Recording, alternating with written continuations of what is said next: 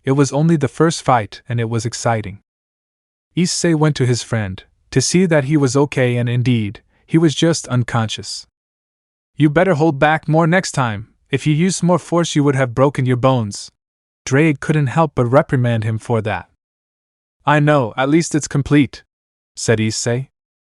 Then came the people in charge of taking the participants to the infirmary so that recovery girl could heal them. Issei simply walked away to make a way for the next fight, heading to the waiting room. Wow, you two were amazing. I could barely keep up with your fight, Ochako said, approaching the brunette. Midoriya, and you do have great power. I wouldn't be surprised if you reached the final, Ida commented. I just hope I don't have to face you in the final. I doubt I'll be able to beat you, Denki commented. Just give it your all, and even if you don't win, let them see how great you are, said Issei, smiling and giving them a thumbs up. That made his companion smile. Stands? That was the most surprising thing I could see at a UA festival. Not even with the big three could you see that, Ryuko commented. Yes, said Rumi without leaving where Issei went, being seen by her friend. You're really interested in the boy, huh? Are you going to take him as part of your internship? Ryuko asked. Obviously, I already told him before, he will become my partner when it comes to guarding the streets, said Rumi. Well, since you have him aside, I will give up on making him the offer to help me, said Ryuko. Although next time I won't let him go so easily, she thought, as she felt interest in Issei due to his rare quirk. If only he knew. Time later. Okay, the first round matches are over. We'll take a short break for now and we'll be starting the second round soon, said Yamada, announcing the end of the first round. Issei sighed. He went to the infirmary because the fight between Ochako and Itsuki had just ended. It was somewhat tough, but the brunette was unable to beat the blonde, because the blonde had more firepower and skill, along with great control of her quirk. He walked past Shina, who looked at him seriously. I see you're okay. That's good, said Issei, who had just arrived, and looked at the brunette chatting with Izuku. The same for you, Izuku. I think I got too excited and almost made you go to the emergency room, he said, laughing nervously. Hee, it's a joke, right? Izuku said, smiling to see how Issei looked away. Right? Now, he said it, sweating bullets. Ochako, you're not sad, right? Because you shouldn't be. You did a good job and had Izuku's girlfriend on the ropes. For a moment Issei chose to ignore Izuku, who turned blue, imagining a full power punch from Issei. Well, it was normal. She was better than me in everything. But I won't get depressed. I know I'll have another chance next year, she said with an awkward smile. Issei sighed, approached her and caressed her head, surprising her. Don't bother, I know what you feel, it feels bad, but once you calm down it will only help you to be better in the future, said Issei, remembering the moments where he lost, before and after being part of the supernatural world. She didn't say anything, just lowered her gaze a little, letting Issei pet her head. Well, then we just have to wait for Yeri and that girl from Class B to break the tie so that the second round can start, said Issei, watching the TV in the infirmary. You'll be up against Todoroki-san, right? Izuku said. It will be a difficult fight, said Ochako. Yes, but I won't make it easy for him, Issei said, smiling. Izuku didn't know whether or not to feel sorry for the two-colored-haired girl. Anyway, see you later, take care. By the way, Izuku, I ran into your girlfriend before coming here. She said to go see her if you're feeling better now, said Issei, walking away. Don't be discouraged, Ochako. Sometimes you win and sometimes you lose. All that remains is to move forward and improve to be a better version of yourself, he said, leaving. Ochako didn't say anything. She smiled. At least he told her something she wanted to hear. Is it okay if I leave you? Izuku asked. He knows his girlfriend and it's not good to keep her waiting. Yes, go with her, Ochako said, smiling. Sorry, see you later, Uraraka-san, said Izuku, leaving the infirmary to meet his girlfriend. Ochako stood there in silence, then received a call. With Issei. Issei was walking calmly through the hallways when, as he approached an intersection, he appeared. Oh, hello, Endeavor said, looking at the brunette. Endeavor, said Issei, looking at the hero. Woe, he's almost as tall as Tashinori-san and Father Estrada. He thought, looking at hero number 2. What is he doing here? He asked. I came to see your fight, boy. You have an incredible quirk. A quirk like yours is rarely seen and it is something fascinating, said Endeavor. Really? That's quite flattering coming from the second best hero in the country, Issei said. Yes, you are strong and skilled, and your ability to manipulate fire is amazing, almost like mine, said Endeavor. I've been training for as long as I can remember, because if I don't, my flames could kill people. It's a somewhat dangerous quirk, said Issei, even though it was a lie. I'll need to cuddle with Asia and Irina to get rid of the bad taste in my mouth from lying, he thought, crying inside. Yes, fire is usually a totally dangerous element, contrary to what people look for, said Endeavor, understanding that anyway. Try hard so that my dear Sheena continues to become strong, because her goal is to become better than All Might, he said, smiling. That's all, boy, he said, starting to leave. And is that because of her pleasure, or does it simply reflect her frustrated dreams? Issei asked, stopping Endeavor in his tracks. What did you say? Endeavor asked angrily. Is that a trick question? Because I know I'm listening. She's a she and you're a you. It's bad when parents reflect their frustrations on their children and want to force them to do things they don't want to do, said Issei, beginning to walk away towards the sand. Just go to your seat and watch as all your dreams fall apart. Although I think she would be happy about that, he said, leaving a serious and annoyed Endeavor alone. The man looked where Issei was going. The impudence of his words bothered him, although he doesn't know it was because of the truth of them. Because in the end he wants his daughter to do something she never achieved, be number one in Japan. Sand. And we are ready for the first match of the second round. Yamada spoke with great excitement in his voice while poor Aizawa was eager to sleep, although well, that is his base state. Both competitors have had their moments in this competition, and now it is their turn to face each other face to face, and with that everyone shouted with excitement. Issei stood in front of Sheena, who looked at him seriously. Hyoudou vs Todoroki, Yamada shouted with great excitement, and start the fight between the two is about to begin. Chapter 21. UA Stadium. Hyoudou vs Todoroki begin. Yamada's shout was the start of the fight. Sheena didn't wait for anything and threw a huge torrent of ice at Issei. No doubt I like it, said Drake. Issei didn't respond to the dragon. Instead, he created fire and created a huge fireball that he put in front to melt the ice almost instantly. Boom! And then an explosion destroyed the rest, which melted within seconds. He melted his opponent's icy attack, Yamada shouted. Sheena attacked again in the same way. That's boring, you know, said Issei, defending himself again with a fireball. But at the moment of destroying the attack, he saw how a pillar of ice appeared almost close to him. The chestnut dodged only to slip when he saw that the floor beneath his feet was covered in ice. Then a catch of ice rose from his back, launching him into the sky. Wow, she's creative, Issei said, surprised. And Todoroki is not far behind. He quickly has Issei on the ropes, said Yamada, exciting the audience. Issei watched as the girl raised an insane amount of ice towards him. They were pillars with oval tips. Issei smiled as his body began to generate a crazy amount of fire. Issei's body emitted a yellowish light that intensified and furious. A yellowish sphere covered it, and the heat was felt. And then he dropped onto the attack, which began to melt rapidly. But what a surprising thing, he covered himself with a fire wave that is super effective against Todoroki's ice, Yamada said in disbelief. Everyone was speechless. They didn't expect Issei to manage to do something like that, and it was surprising. Okay, let's force her to use her flames, Issei said as he fell. In his right hand he created fire, which he threw again against the large waves of ice that Sheena threw. Everyone was surprised. The level they both used was tremendous. Of course, the insane amount of ice that the two colored-haired girl created and the fire that the brown-haired boy used to melt said ice. They were opposites trying to see who would beat the other. Come on, is that all you have? Issei asked, covered in flames. Shut up, Sheena said as her right side was emitting icy steam. She attacked again with a huge amount of ice, but the brown-haired boy easily rejected it. Come on, this isn't fun anymore. It's sad, said Issei, and then began to shoot several spheres of fire that the girl barely blocked with a wall of ice. Sheena gritted her teeth. The effort she made by using her frigid side too much was already taking her toll. And the memories of a shitty childhood where even her mother hated her for the fiery half she inherited from her father began to come back to her, bothering her more and more. Issei moved quickly, appearing in front of her. Bam!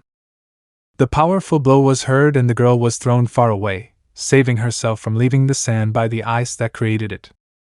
Is this how you want to become the strongest? Issei asked seriously. I said shut up, Sheena said, starting to get irritated. If that's your mentality, I pity you, because using only half of your power you won't get anywhere, said Issei, reappearing near her, giving her a kick that threw her several meters, almost taking her out. Sheena grunted in pain. That kick was very strong, and she thought that if it had been any stronger, something would have burst. He began to get frustrated. It seemed that his ice power was not enough when Issei had his perfect counter. Are you even thinking about your father now? Issei asked, hitting the nail on the head. Didn't you say you hated him? Why are you thinking about him?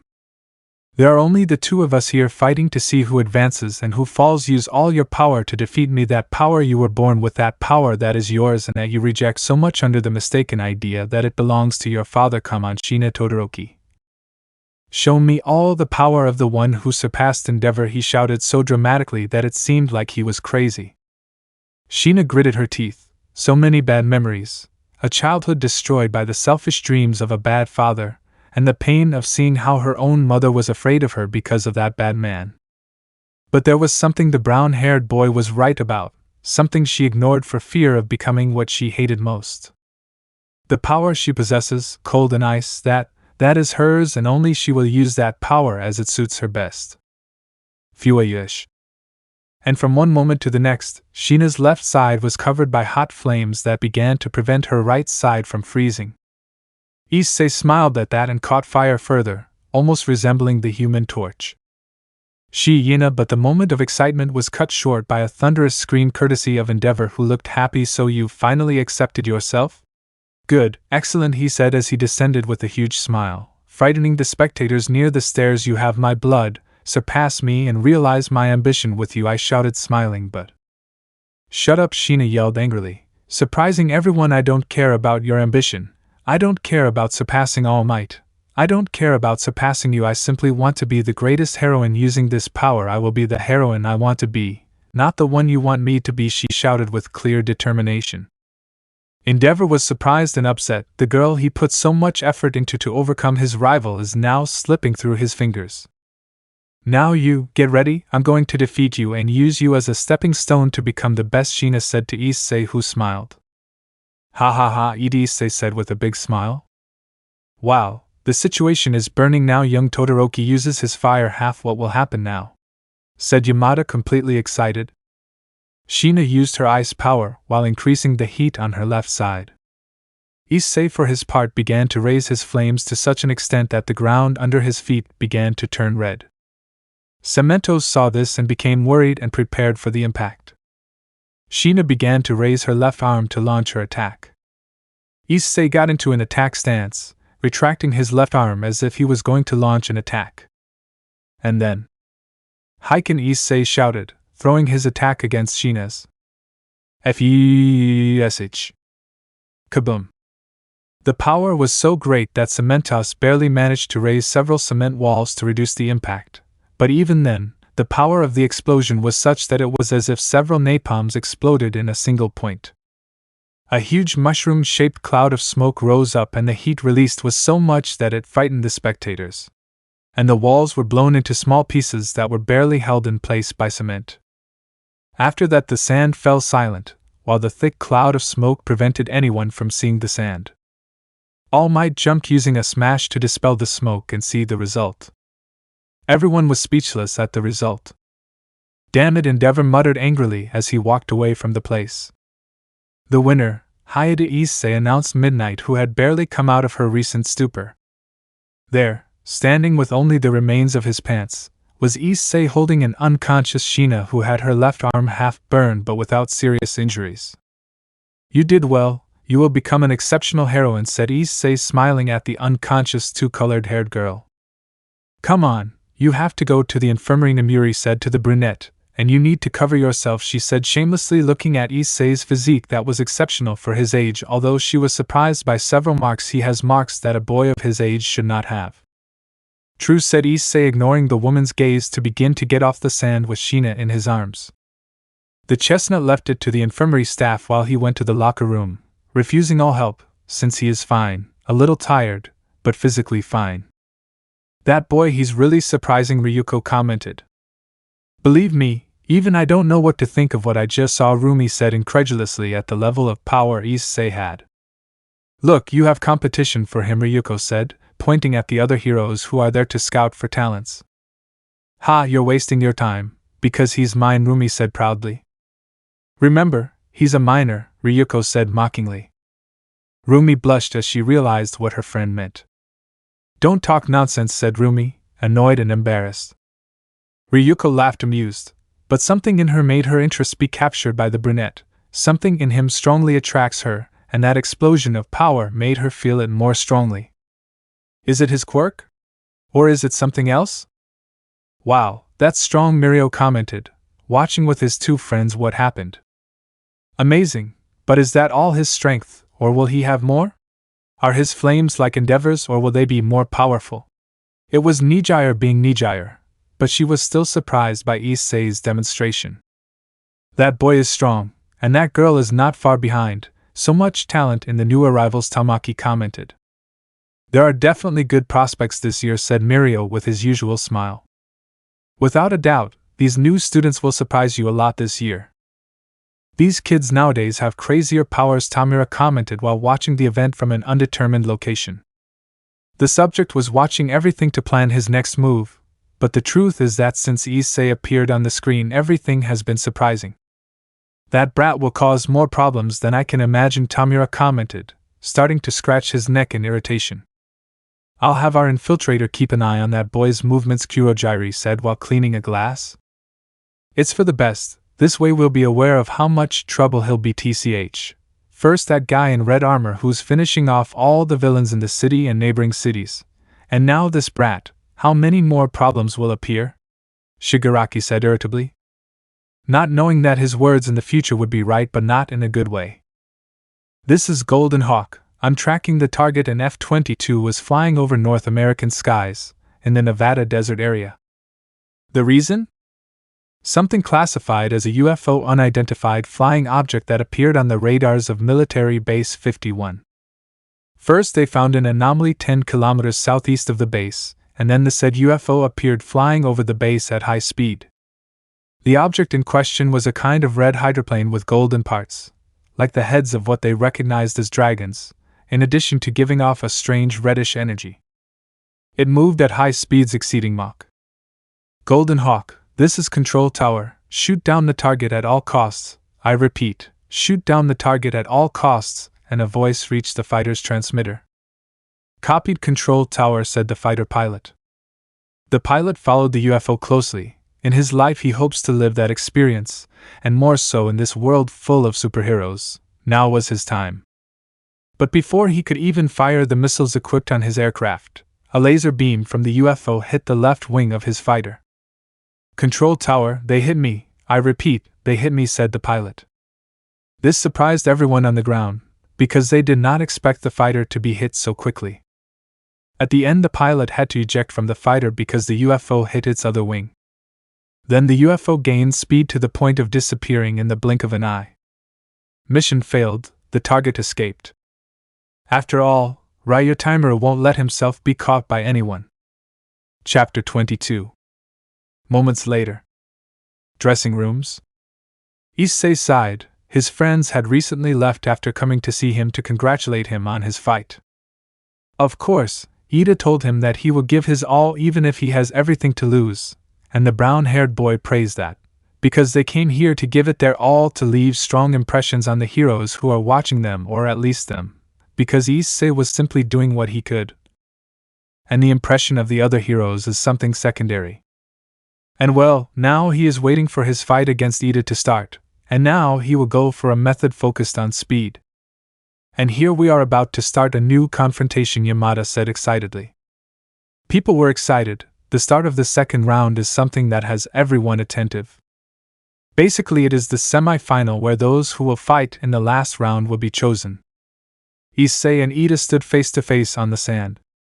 Next is a match between two boys who possess impressive speed. Both are strong in their own way and will give their all to see who will be the winner in this contest. Hyoudou Issei vs. Ida. Tenya Yamada announced the next match with both participants ready for battle.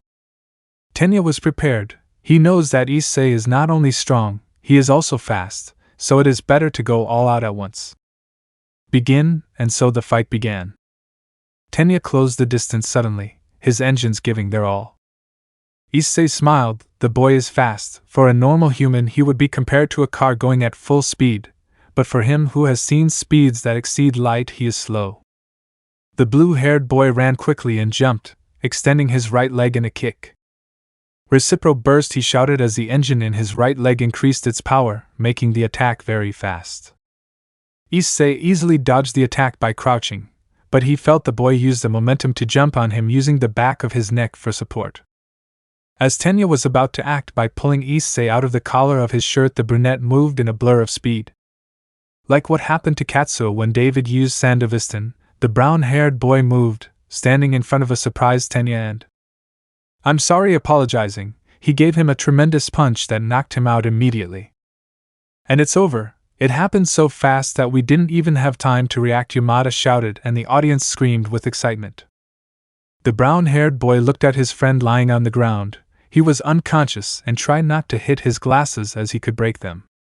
When the medical team took Tenya, the brunette, off the stage, it was time to wait for the final. Time later. And the winner is Katsumi Bakugo. The second semi-final match ended with Katsumi as the winner after Tokoyami surrendered, whose dark shadow was neutralized by the girl's quirk. That means the final battle is between Hyoudou Issei and Bakugo. Katsumi, Yamada announced, getting people excited. "Ha, that blonde is already lost," Rumi commented, smiling confidently. "You really trust Hyoudou-kun?" Ryuko commented to her friend. "Well, you already saw what he's done, and I doubt that's the true power he possesses. In fact, I doubt that he had a challenge here, to be honest," Rumi commented, because she feels that Issei is more than what he have shown. Well, I feel that way too. I think he's stronger than any of the students here," Ryuko said thoughtfully. "True? I think he'll become a great hero," Rumi said, smiling. "And don't doubt it," Ryuko said. "The final is coming. How exciting," Nijire commented, smiling. "They both look strong, but I'm more into Hyoudou," commented Mirio with his usual smile. "Without a doubt, this will be one of the best endings that have been given in the UA festival," Tamaki commented. "Don't doubt it, my friend, don't doubt it," said Mirio, patting the black-haired man. Waiting room 2. The brown-haired boy was sitting. He had been talking to his friends for a while, although Tenya had to leave because of a sudden call he had. Izuku and Ochako wished him good luck, although Izuku told him not to get too hard on his girlfriend, and to avoid playing along when she gets angry. Issei laughed amused. The green-haired boy really cares about his explosive girlfriend. In that. Bam! The door was thrown open, and it was the blonde who would be his opponent. "Huh! What the hell are you doing here?" Katsumi asked, confused. "Well, this is waiting room 2," Issei said. This surprised the blonde, who noticed it and had the decency to be embarrassed. "Anyway, I hope we have a clean fight, and don't worry. I promised Izuku that I wouldn't hit you hard," Issei said with a smile that bothered the blonde. "Do you think I'm weak?" she shouted angrily. "No, I know you're strong, but I'm not bragging. But between us, I'm obviously stronger than you. I mean, Izuku is stronger than you and I beat him. So if you do the math, maybe you understand," said Issei, smiling. "Izuku let himself be beaten by you, you damn idiot. There's no way you're going to beat him," Katsumi shouted angrily, first because she called Izuku weak and then because he underestimated her. Yes, whatever you say," Issei said, dismissing his words. "Girl, you'll see. I'm going to beat you in revenge for Izuku," said Katsumi, turning around to leave. Issei smiled amused. Despite being loud and unbearable, she loves Izuku and always prioritizes him, as does the green-haired boy. It seems that the odd couple is very useful. She might end up being submissive to Izuku. "Ha ha ha," Issei said, laughing at their future situation. "You may like to make fun of others, but look at yourself and you'll see that you're no different from them when it comes to relationships," said Drake. "And I don't deny it. Sometimes I'm an idiot and I don't know how to be a good boyfriend, but with effort and learning from my mistakes I can improve in the future. Said Issei anyway. It's time to go to the arena, he said, standing up from his place to leave. He would wait near the entrance to the arena, several kilometers away. Flying at a considerable speed, Ryutimura was arriving at the shores of Tokyo. Issei's familiar was following the connection with his master, and this led him back to Japan. She had many inconveniences to get to this country, but she is here now and feels that connection with Issei stronger.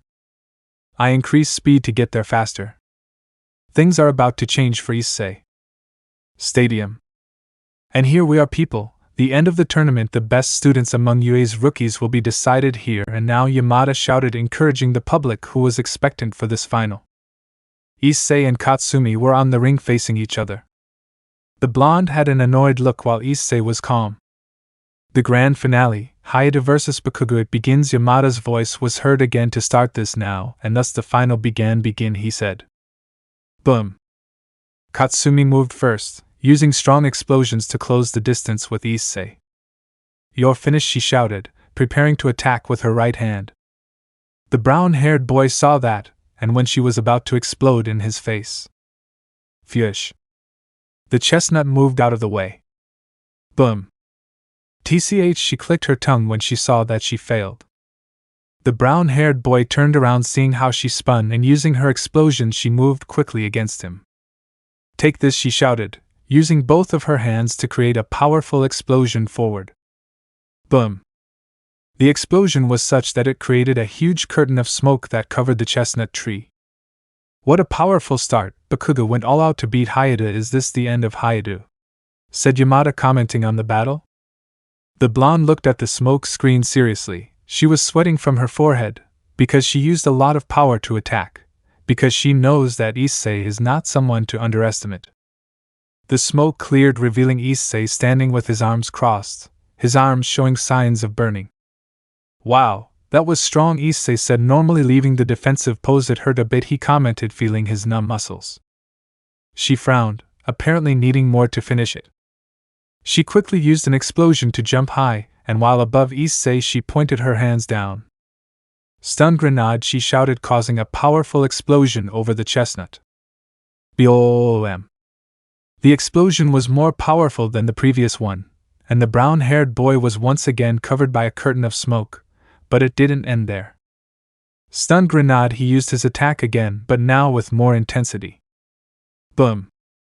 The attack caused an even larger explosion that shook the ground. But how much power? Hyoudou is in serious trouble, said Yamada. Everyone in the stands was screaming with excitement. In that, a figure emerged from the smoke, flying. It was Issei, who used his dragon wings to fly. The brown-haired boy lost his jacket, and his shirt was half scorched. He also had some marks on his body from the blonde's recent attack. But the guy looks cool with the calm expression on his face.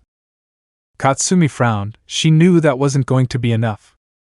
My turn, Issei said as he began to inhale a breath. Everyone saw how Issei's chest expanded more than a human's, and they were surprised to see how some fire escaped from the corner of his mouth. Dragon flare, and the brown-haired boy spat out a huge flame directed towards the blonde, who opened her eyes widely. Boom. She launched herself with an explosion to get out of the attack radius, but had to move as the brunette moved, directing the flames towards the blonde. Wow, Hyoudou is turning this around with his attack. What a terrifying flamethrower, Yamada commented. Watching Issei's attack in surprise, he looked like the typical dragon from those fantasy tales. In the end, the blonde was guided into a ring of fire that trapped her. Shit, he complained when he saw that he fell into the chestnut's trap. Issei descended and looked at her with a smile. Well, here we are, at the end of the game, Issei said, looking at the blonde. Don't think you won, pervert. I'm going to defeat you, said the blonde, starting to charge her best attack. Then let's give the best blow, said Issei, beginning to absorb the flames that surround them, and raising his left arm in the air, beginning to create a sphere of fire. This was the end. Everyone was watching excitedly how this fight ended. The professional heroes who came to look for internship prospects were delighted and surprised with the new generation of heroes they are studying. From Izuki using those emerald rays that give him great strength, to Todoroki with his half-cold half-hot, and even Katsuki with his explosive gift. But the one who stood out the most was Issei. Speed, strength and endurance, something that very few show, a complete package, and more so with that fusion of gifts that make him strong. Issei long ago developed several fire attacks, since being related to it due to Drake's influence, added to the fact that he used a tiny part of the power that Opha sealed in him. His power increased greatly to the point that he has to contain himself so as not to accidentally kill someone. So now, retaining much of his power, he decided to use a degraded version of one of the strongest techniques he has. The sphere of fire created grew with the seconds. While Katsumi jumped, and with her explosions began to spin, creating a whirlwind of smoke and dust that surrounded her. The blonde was closing the distance more and more with the brown-haired boy, while concentrating all her power in her left hand. Impact! She shouted the name of her technique. Nti, the brown-haired boy, didn't stay behind, and the flames surrounded him, while the sphere of fire was at its limit. The brown-haired boy threw the sphere of fire, and she moved her right arm forward. Howitzer, the blonde, shouted her attack. Diankai, said the brown-haired boy. Kaboom! The two attacks collided, creating an explosion. On one side, fire, on the other, a large curtain of smoke. The entire ring was covered, making it impossible for everyone to see. Awesome, totally awesome large caliber attacks colliding in a spectacular way. Now all that remains is to see the result of such a collision, was the cry of a stunned Yamada. Although he was not the only one, everyone was surprised. Such a clash of attacks was surprising to everyone. And when the smoke began to clear, Namiri approached to see the result, and opened her eyes in surprise. Standing there in a huge crater was Issei without the upper part of his clothes, with burns on his body, and in front of him, lying on the ground, was an unconscious Katsumi who barely had any injuries, only his clothes were somewhat torn. Issei sighed. "You are strong," was the only thing he said to see the teacher, who was surprised. "I think this is over, right?" he said jokingly. "Huh. Yes," she said, coming out of her stupor. Student Katsumi Bakugo was knocked out, therefore the winner is Hyoudou Issei, she declared. And the people burst into a great shout of joy. And so the tournament ends. The champion of this year's Class 1 sports festival is Hyoudou Issei, was Yamada's shout, and the people shouted louder. The brown-haired boy smiled. He didn't feel good about winning, since he took advantage of everyone, even using less of his power acquired after several months of training. But he won, and he feels good. He is definitely someone impressive, Ryuko commented, surprised by such a spectacle just now. Yes, it's lucky that I met him. It's rare to meet someone with such potential, Rumi commented. Yes, but don't be mistaken, I'm interested in seeing his growth as a hero, and once you release him I will propose working with me. In the end our quirks share similarities, Ryuko said to her friend. No, friend, get yours, I met him first, Rumi said, frowning. SW? Is that going to stop me? Keep dreaming, Rumi, Ryuko said defiantly. Rumi looked seriously at her friend. Sometimes there are times when you have to fight for what you want, and this is one of them. A few kilometers from Masudafu.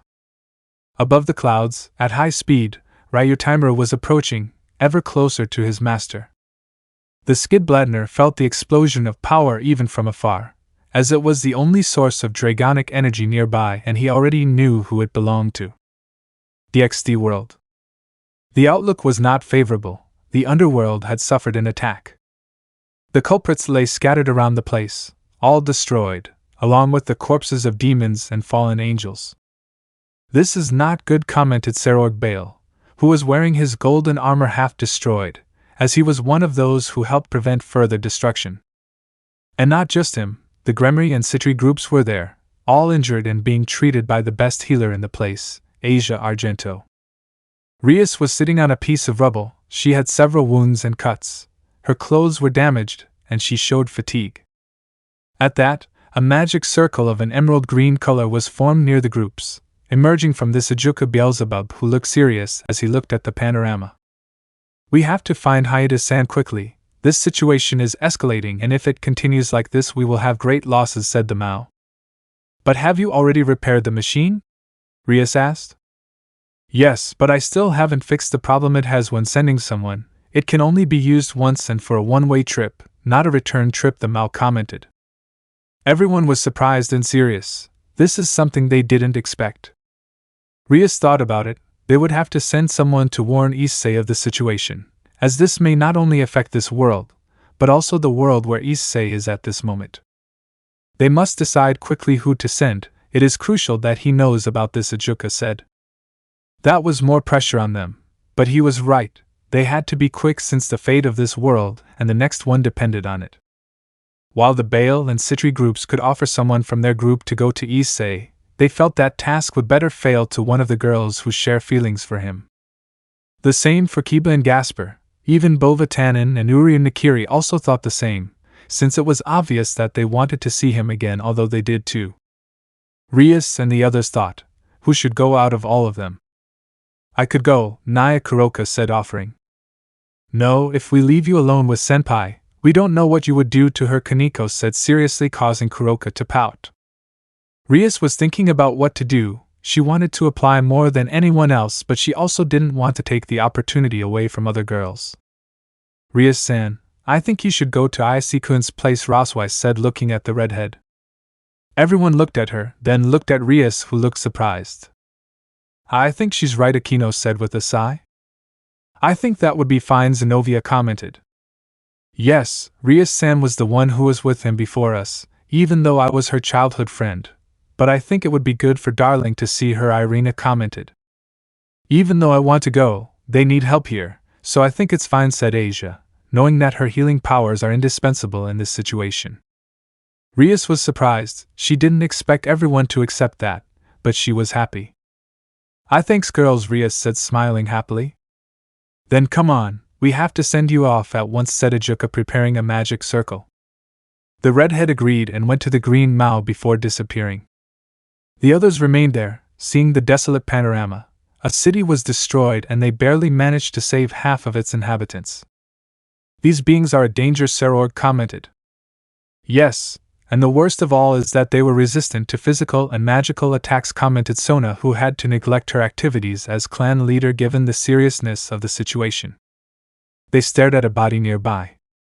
A metallic body with an insected appearance, silver and black in color, with several limbs and eyes. They remember having seen them covered by a silver energy of unknown origin, and that was strong. They remembered how they attacked, appearing from various portals, and without hesitation began to kill all the demons and fallen angels present. They destroyed one and two more came out. Everything escalated into a huge disaster that not even the armies of two factions combined could stop quickly. Several died, and they almost ended up the same if it weren't for the support of Balbrith and Varian, along with the combined strength of everyone using their best techniques. But if there is one thing they agree on, the future is worrying. Chapter 23. Moments later. Stadium. It was time to end the school festival. It's time to start the awards ceremony, said Nomuri, pointing at the participants who were there. In the first three places and in order were Issei first place, Katsumi second place, Tokoemi third place. Issei sighed. It was the first time he won something like that, and it made him feel good, but not so much given his circumstances. Well, time to award the medals, and the one who will award the medals this year is none other than while Nomuri was speaking at the top of the stadium, All Might appeared. It's me and I'm here with the medals, he said, arriving in an epic way, but our number one hero, All Might, Nomuri shouted, lowering the blonde spirits, who looked at her. Oh, I'm sorry, she apologized awkwardly. I wanted Midnight Sensei to be the one to give me my medal, Issei complained. Era, but how nice of you, Nomuri commented, smiling amused. Too bad, because I'm going to give you your medal, said AM with his smile. Pervert, Katsumi commented with annoyance. Not only her, but Jaira thought the same. Don't ask me to stop being a man, said Issei, pretending to be offended.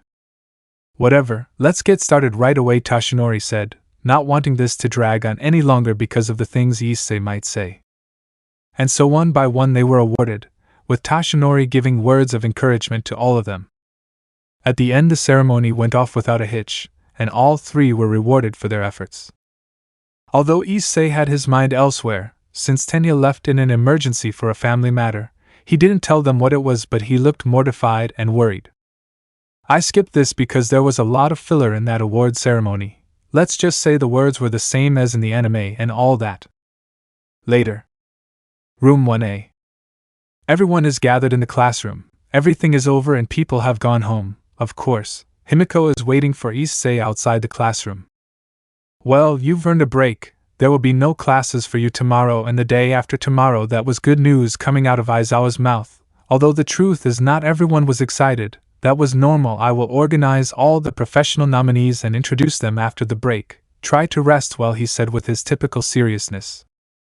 After one more chat, everyone was free to leave. The brown-haired boy left first, as he would leave with Himiko. Are we leaving already? Asked the blonde. Yes, but we will stop by the supermarket to buy something to make for dinner, Issei said, and she agreed. Oh, I see, and a friend? The one who said that was Ochako, who came out with Izuku and Katsuki. The blonde was just glued to Izuku, ignoring the two who were there. Oh, let me introduce them to you. This is Toga Himiko. She is a very good friend of mine. She studies at a normal school near where I live. The brown-haired boy introduced the blonde, who stuck to him, looking suspiciously at the three of them. I see. Hello, I'm Ochako Uraraka. I'm Mayasi's friend. Nice to meet you, Ochako greeted with a friendly smile. Hello, she greeted, looking Ochako directly in the face. I'm Midoriya Izuku and this is my girlfriend, Bakuga Katsumi. The green-haired man introduced them with a friendly smile. She just agreed. Okay guys, see you later. This day was exhausting for many, so we'll see you on Thursday, Issei said, smiling at his friends. Sure, until Thursday, said Ochako, smiling. So the brown-haired boy said goodbye to them and left with Himiko, who looked at Uraraka for a few more moments before stopping. On the way, the brown-haired boy noticed Shina walking silently. Todoroki, the brown-haired boy called, stopping the girl who looked at him. Are you okay? He asked. Yes, I'm fine, she said calmly, unlike before when she had responded coldly. Do you need something from me? She asked. Well, the truth is I wanted to apologize to you. I said all that because I thought you needed it, but I don't know what your life has been like and the problems you've brought with you for being Endeavor's daughter. But remember what I tell you. It doesn't matter who or what says it. You are you, and that power you possess is yours, not Endeavor's. Not your mother's, but yours, Todoroki Shina's. So don't mind using your firepower. In the end it's yours and you will use it as it suits you best, said Issei with a smile. Shina looked at him. It was almost the same as what he said before. She sighed and nodded. I will keep those words in mind. See you later, and with that she left. Issei watched her leave. He doesn't know what problems she has, but he hopes she can solve them so she can move forward and be a better version of herself. Are we leaving now? Himiko asked with a pout. Huh? Yes, let's go, Issei said. You sure do have a lot of friends, Himiko commented with clear jealousy. Do you think so? Issei asked. Yes, she said, pouting. Well, now that you mention it, yes, and it's hard for me to make friends without them hating me, said Issei, laughing nervously, knowing the reason for that hatred they have for him. HMP, now you'll buy me chocolate ice cream, said Himiko, still pouting. Issei looked at her, sighed. He knows jealousy from afar. He is not stupid anymore. His girls made him understand something about the signals of women. Although he is surprised that Himiko feels that way about him, but maybe it was because he was kind to her. Yes, I'll buy you your ice cream, said Issei. And so the duo left the place straight to their apartment. Later. Well, we have all the ingredients, Issei said with 2 bags of products. Himiko ate a chocolate ice cream with a smile. That made the brown-haired boy smile. With everything ready, the two walked towards the apartment. They were walking in a calm silence between the two of them, because it was not necessary to talk to be comfortable with someone. Sometimes even the silence between them is comfortable in the same way. But when they passed the pedestrian bridge, Issei noticed something. He looked up and what he saw left him stunned. I see, what are you watching? Even Himiko was stunned. Above them, several meters away, was a kind of futuristic red plane with gold details, and at the top it had the head of a golden dragon.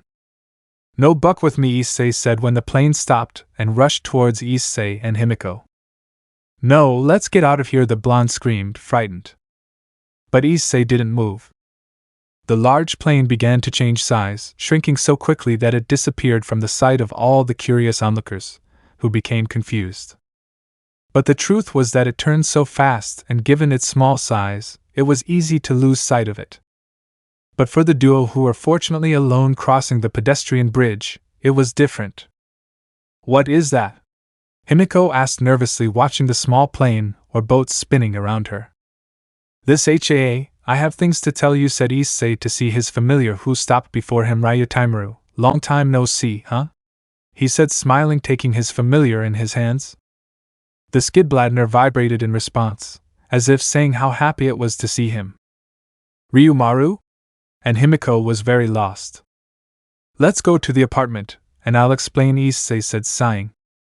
She looked at him. He seemed a little uncomfortable about this, but she will believe him. In the end, he gave her a chance that no one else has given her. Time later. Himiko Toga, 15 years old, almost 16. She doesn't study. She dropped out of school after an incident driven by an involuntary bloodlust because of her quirk. Her parents never looked for ways to help her, they only repressed her, making the problem worse. People wanted her to be something she didn't want to be. She's been through a lot. She's attacked people because of that bloodlust that torments her, and other things that she's pushed away in this time she's lived with Issei. Meeting Issei was something she needed. He took her in despite her dubious situation, treated her well, gave her a roof, a bed, hot food, and treated her kindly. She trusts Issei, she likes Issei, she loves Issei. She wouldn't know what to do without him in her life. Maybe she would have ended up joining the villains and doing more evil than she has done. Now, after witnessing what happened a short time ago, and now sitting on the couch with Issei by her side, after hearing what for others would be a crazy and impossible story, she doesn't know what to say. Issei older than her? That he's not human? That he's not from this world? That strange ship is a living being, and that it's also her familiar, like those isekai or fantasy stories she's read? But if there is something that is strongly on Himiko Toga's mind, it is. What do you mean you have a harem and they're all engaged to you? I asked reproachfully, pouting and frowning. Really? That's all you're interested in? Issei asked, surprised. Well, yes, the boy I like is not only unavailable. No, he has more than one fiancé. How do you expect me to react? Himiko shouted indignantly, because that is the only thing that matters to her at the moment. Ha ha ha, this girl is really funny. Drake, seeing that hiding was no longer useful, let go and laugh at Issei's situation. Huh! Himiko watched as a shining green gem appeared on the back of Issei's left hand. Is that the dragon you talked about? She asked curiously, leaving her jealousy behind. Yes, it's Drake. He's someone smart and old, but sometimes he gets too silly and spends 24 hours a day sleeping, said Issei. Hey, don't be disrespectful. I'm sleeping because there's nothing to do in here, said Drake. Himiko saw the interaction between the two. It is clear that they get along well. Anyway, if you have a harem of many girls, then accept me, Himiko said seriously. Huh? Issei was bewildered, surprised, and in disbelief. Yes, it is annoying to know that the boy you like has more girlfriends. But following your logic, then I want to be in. I like you and you won't change that even if you want to, said Himiko, totally determined. Himiko, it's not that I dislike you and all. We've been together for a long time and I like you too. But of all the things I told you about supernatural beings, wars, enemies, and powers, is that the only thing that matters to you? Issei asked, confused. Yeah, I mean, it's not like this world full of superheroes and villains is normal either, Himiko said, dismissing everything. Issei sighed, this girl. At that she threw herself at him, sitting on his lap and hugging him. Then it's decided, we're a couple, said Himiko, smiling foolishly. Lilicon, said Drake. I'm not a Lilicon, Issei shouted, annoyed. The white-haired Nikomata girl wouldn't say the same, Drake said mockingly. Issei was going to refute him, but he couldn't. Now my kiss, and without Issei being able to react, she went and gave him a kiss on the lips. Issei opened his eyes widely.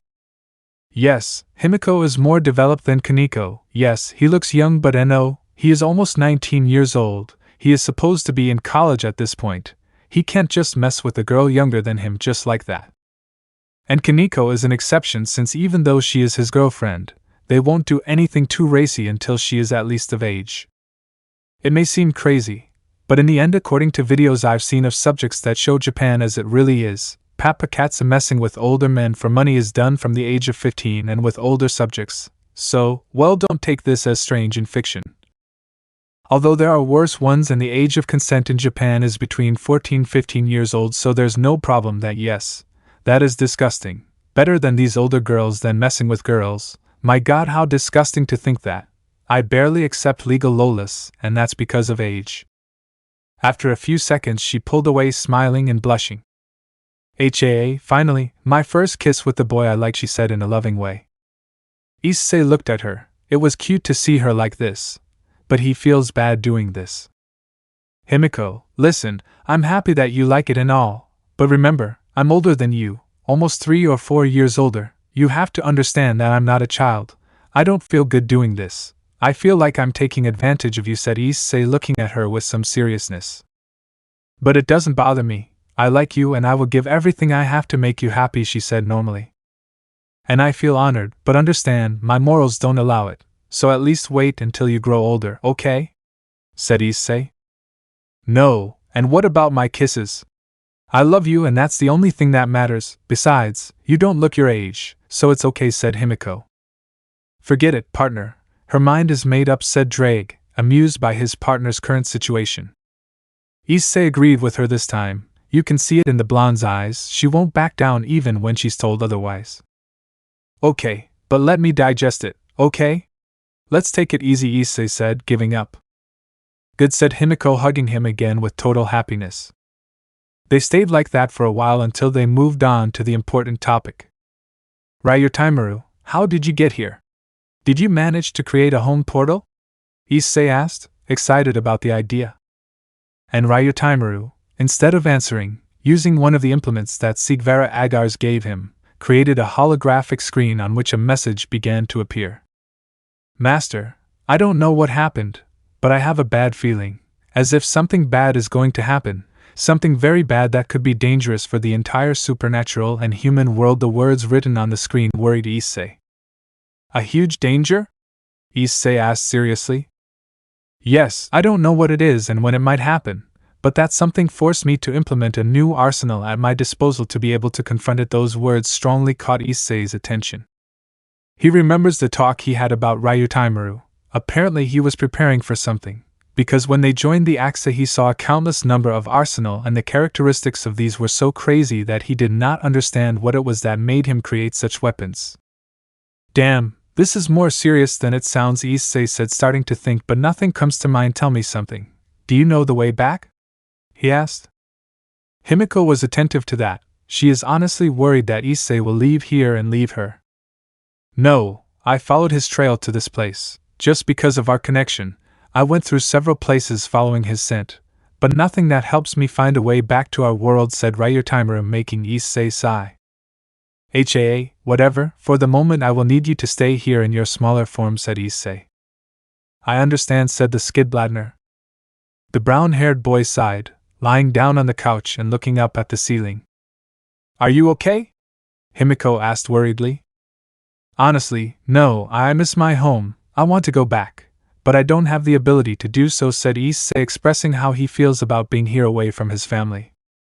Oh, I see, said Himiko. The truth is that she can say that she is sorry, because she left that attachment that she had for the place where she grew up, but she could compare it to how it feels to be here with Issei. And you will leave? She asked. Yes, I may have made friends here and all, but my home is somewhere else. There are my loved ones, my family, everything I know, said Issei. She nodded, lowering her gaze a little. Issei noticed that and stroked her head, making her see it. And of course, I'll take you with me.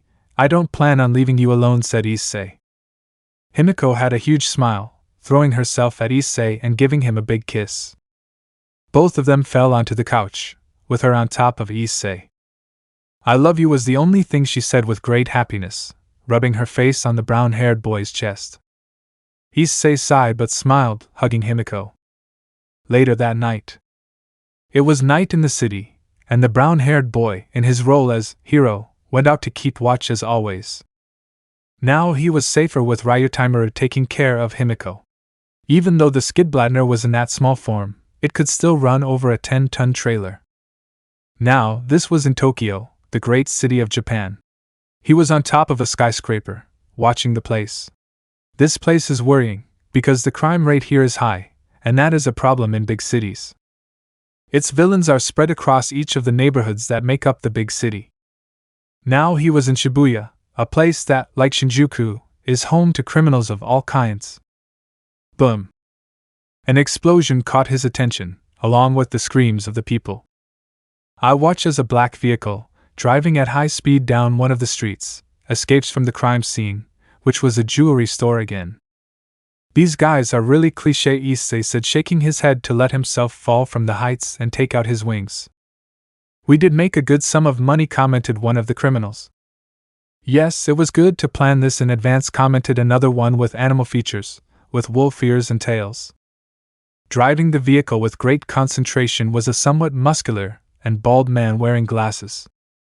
They were passing between cars and red lights, dodging the approaching patrol cars. They were approaching an overpass when... Are you going anywhere? Besides jail? It was Issei flying next to the driver, scaring them. Sekiryuutei, the criminals shouted. The big guy, out of nervousness, ran his car over him, but Issei moved out of the way and that caused the idiot to crash into a light pole. Bam! The car crashed, knocking the pole over and causing it to tip over. The car spun 4 times before coming to a stop. Issei descended a few meters, watching as the subjects came out, injured but still conscious. Well, you already know it. Hands up and money down. Any strange movement and the prison hospital will have a stretcher for the brave ones, said Issei, approaching. The subjects looked at each other to see the big guy, who agreed to take out something, a kind of syringe which he stuck directly into his neck next to the vein. That confused Issei, but he was surprised by what happened next. The subject screamed as if it were a roar, while his body began to change.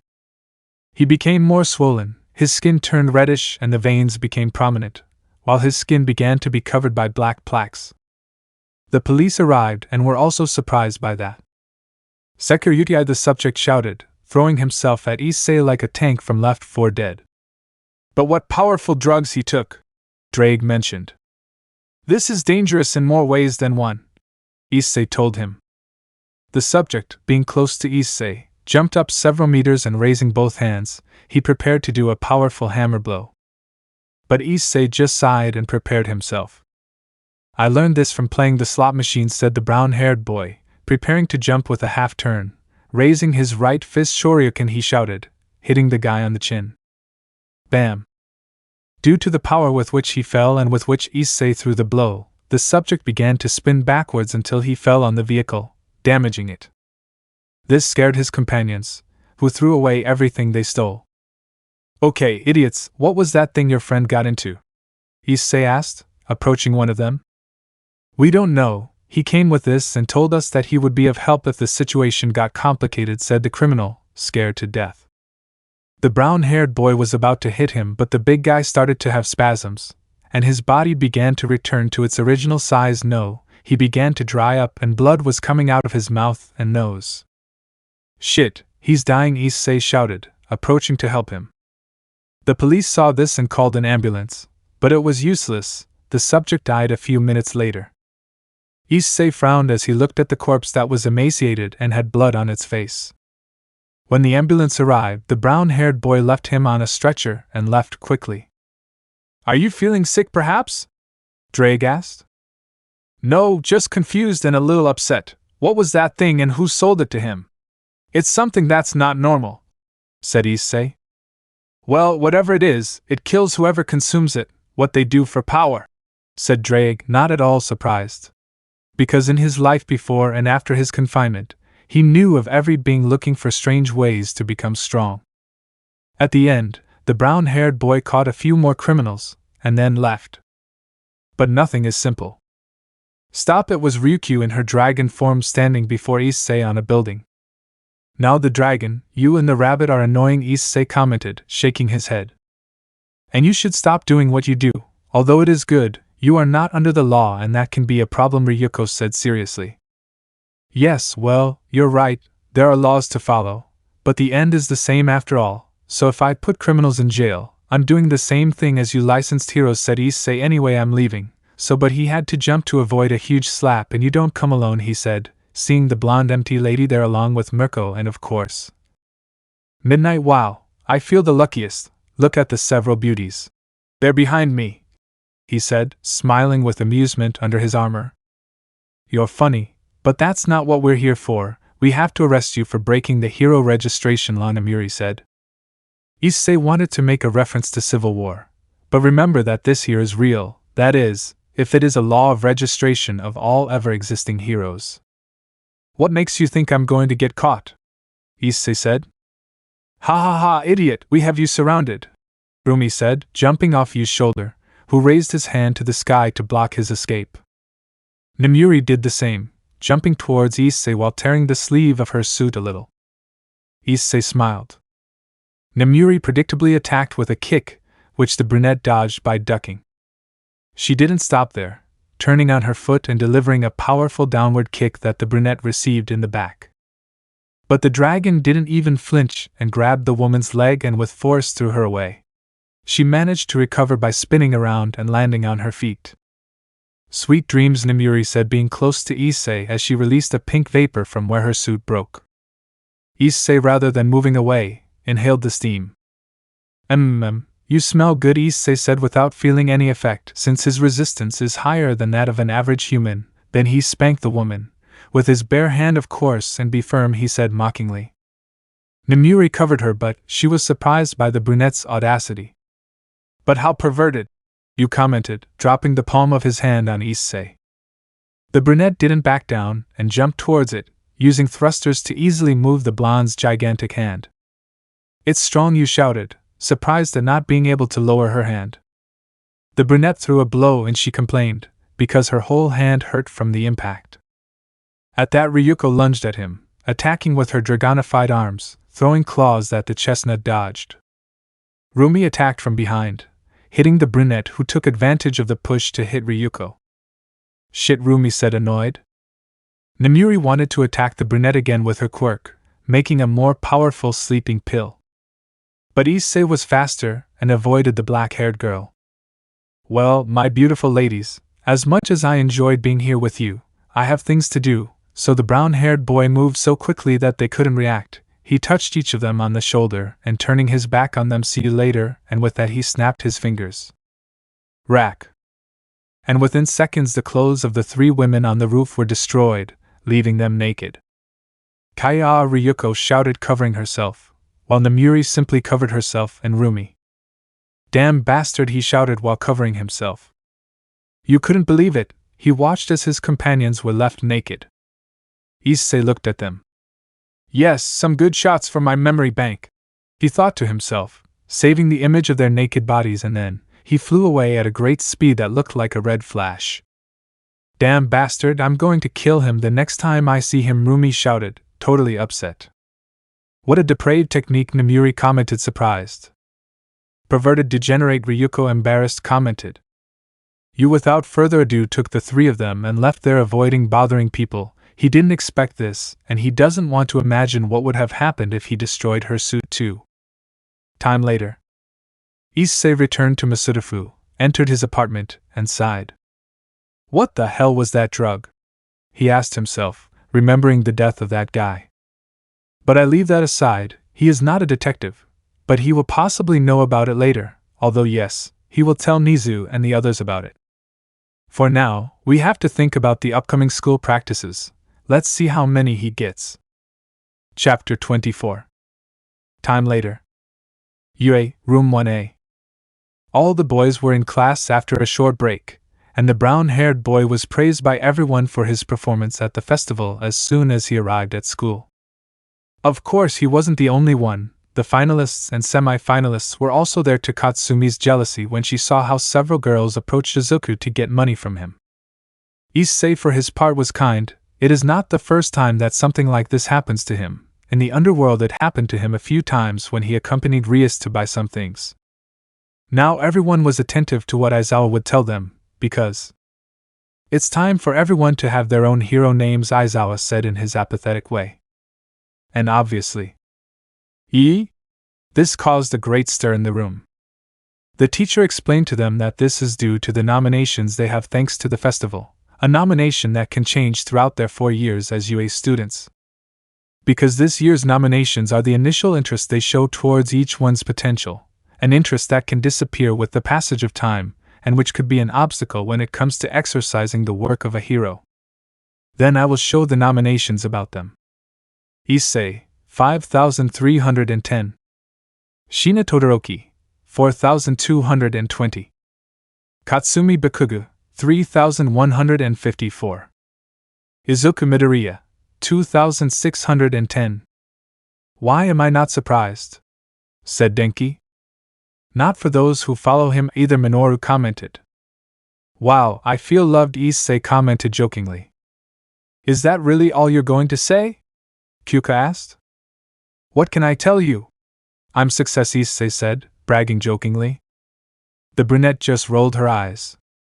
Although I didn't expect Todoroki to have so many nominations, Issei commented, seeing the girl's name. That must have been because of my father, Shina said calmly. Possibly, although it's not like you've done little either, said Issei without receiving more than a nod from the girl. With this we can work together, Katsumi commented to Izuku. Yes, although we would have to see who to choose given our capabilities, Izuku said, entering thinking mode. Anyway, said Aizawa, making them pay attention regardless of whether you were nominated or not. I will get you a vacancy so you can do practice work, said the teacher, and sighed. You ended up getting involved in professional problems, unfortunately. So these works will be a better experience than the previous one, he said. And for that we need the names of heroes, said Sato. Things have finally gotten fun, Ochako said, smiling.